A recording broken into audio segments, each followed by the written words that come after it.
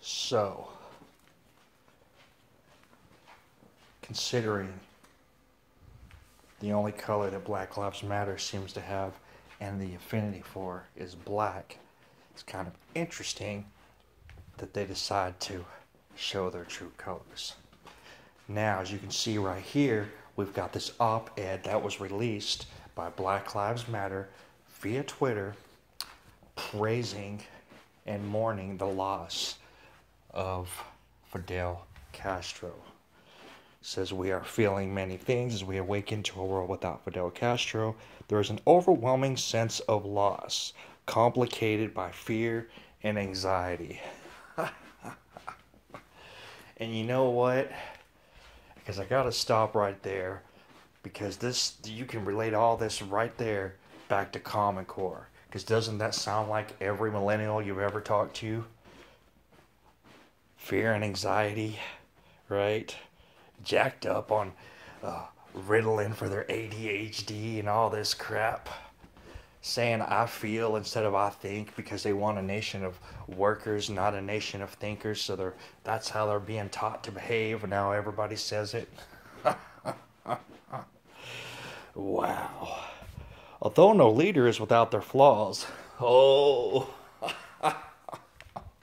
I'm sorry he killed tens of thousands of innocent people, and anybody who opposed him, why impressed an entire nation into communist rule, but hey, everybody has their flaws. But hey, it's okay.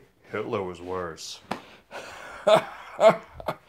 We must push back against the rhetoric of the right and come to the defense of El Comandante. And what they've just done there, ladies and gentlemen, is any of you who ever followed Pete Santilli, you just experienced a sophisticated form of brainwashing.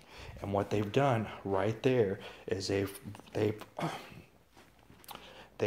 anchored, right? It's called anchoring. They take one word and then they anchor it to another word and they just throw them together, and even though they're not connected, millions of people see it on the news and people automatically believe that is true simply because it was anchored together. And what they've done right here is they've anchored the right with Fidel Castro.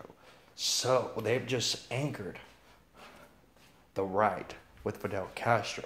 They've just anchored alt-right to Fidel Castro. They've just anchored white nationalists to Fidel Castro. They've just anchored the Tea Party to Fidel Castro. They've just anchored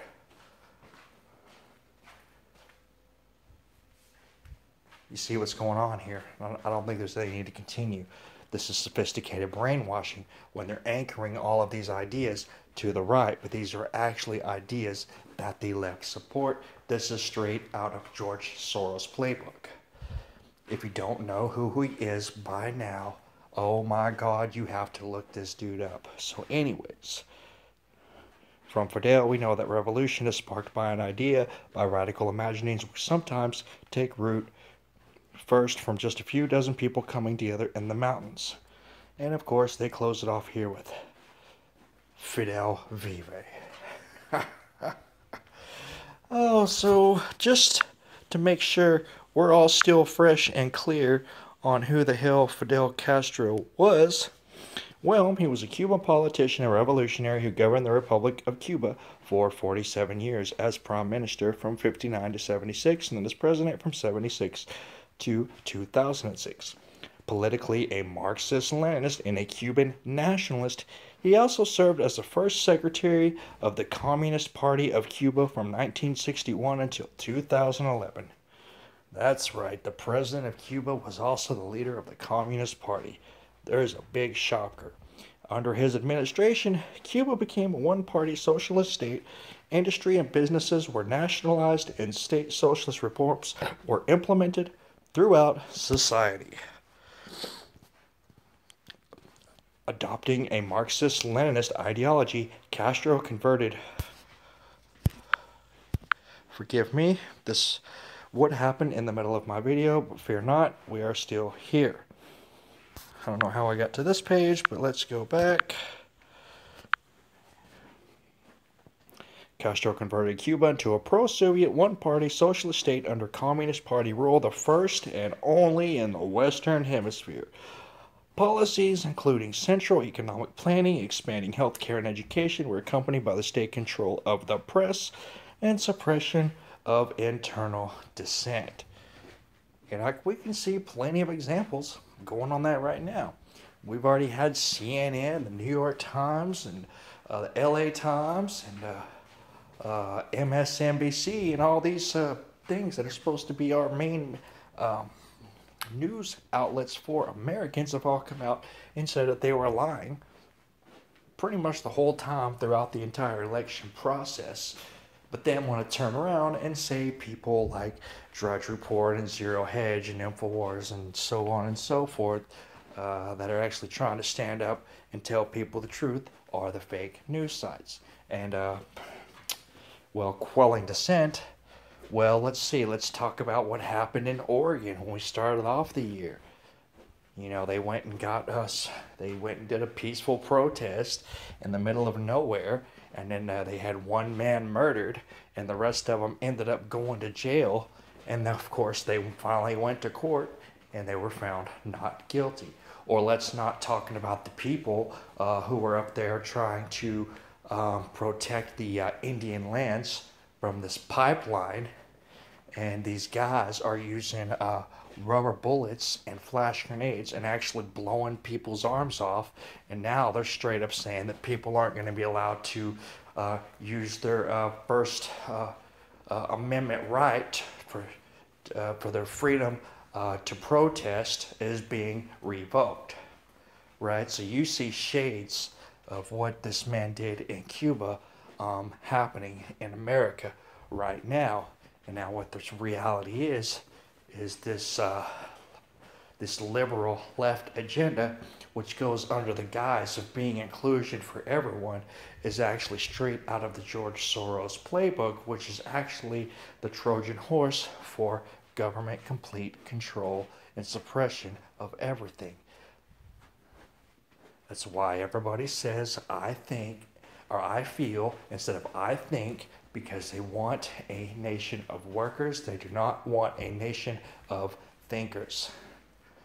I'm pretty sure I already said that, but I can't emphasize enough for you people to start paying attention to the sophisticated brainwashing that's going on. It's happening right under your nose that everybody seems to blow off as just the newest slang. Because it goes much deeper than that. So, as we go over here, right here, we got an article over here that's talking about this thing that they released.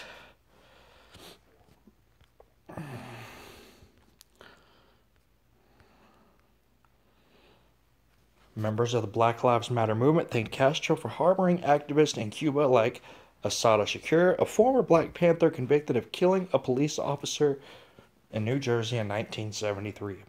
After escaping prison in 1979, Shakur was granted political asylum from Castro and is currently living in Havana, Cuba on the FBI's most wanted list with a $1 million bounty on her head. The statement also thanked Castro for providing safe haven for Michael Finney, Ralph Goodwin, and Charles Hill, who are all members of the Republic of New Africa, a militant group that attempted to convert the southern U.S. states of Louisiana, Mississippi, Alabama, Georgia, and South Carolina into a detached nation solely for African Americans. So, this all-inclusive liberal left agenda, it's all a Trojan horse for socialism of the worst kind. And you got to keep in mind, not only are the guys